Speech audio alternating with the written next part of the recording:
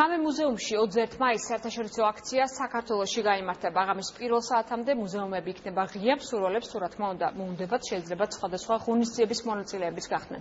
ექსკურსიების საათში ერთხელ კონცერტები, თამაშები, სპექტაკლები, დისკუსიები, ვიქტორინები და პოეტური საღამოები. როგორია პროგრამა, ამას მარიკა შალიკაშვილი მოგწოდეთ. ქართული და უცხოური ავანგარდული ხელოვნების უნიკალური ფერწერული და გრაფიკული ნამუშევრები ერთ საგამოფენო სივრცეში მუზეუმების კვირეულის ფარგლებში ერთიანდება. ხელოვნების მუზეუმში ვიზიტორებს ფიროსმანის, ქიქოძის, კაკაბაძის, კანდინსკის, დანევიჩისა და გონჩაროვას უნიკალური ტილოები დახვდება. 100-მდე ნამუშევარი, ავანგარდული აფიშები, წიგნები და საარქივო მასალა მუზეუმის ორ დარბაზში იქნება გამოფენილი. ხამე მუზეუმებში იქნება მუზეუმები ღია, 18-ში არის ყველასთვის უფასო, ასე რომ მობრძანდეთ მუზეუმებში. დიმიტრი შევარდნაძის სახელობის ეროვნული გალერეის რამდენიმე დარბაზი კი ქეთევან მაღალაშვილის ნამუშევრებს დაეთმობა.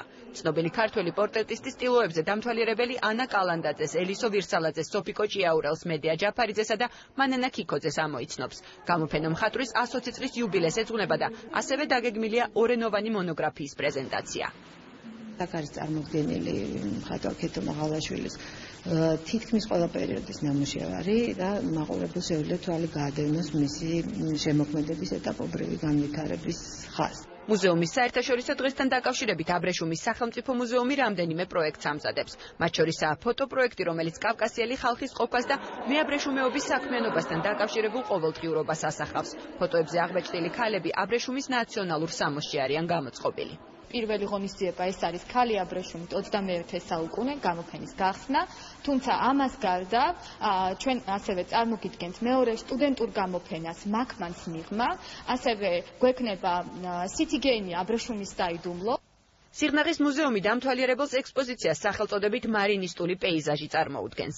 გამოფენა მე-16-მე-20 საუკუნეების მარინისტული პეიზაჟის ოსტატების ნამუშევრებს გააერთიანებს. უძველესია ფლამანდიელი მხატვრის პიტერ სხოლბრუკის ფერწერული ტილო. ამასთან ერთად წარმოდგენილია აგრეთვე ევროპული, რუსული და ქართული ფერწერის და გრაფიკის შესანიშნავი ნიმუშები. 21 მაისს დედაქალაქში და რეგიონებში პრაქტიკულად მთელი ქვეყნის მასშტაბით მუზეუმები ღამის პირველ საათამდე იმუშავებენ.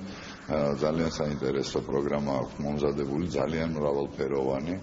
მუზეუმის საერთაშორისო დღე ყოველი წლის 18 მაისს აღინიშნება. საქართველოს ეროვნული მუზეუმი ამ ინიციატივას უკვე 9 წელია უერთდება და მთელი კვირის განმავლობაში, როგორც თბილისში, ასევე სხვადასხვა რეგიონებში ეწყობა გამოფენები, საგანმანათლებლო პროგრამები, პრეზენტაციები და სამეცნიერო კონფერენციები.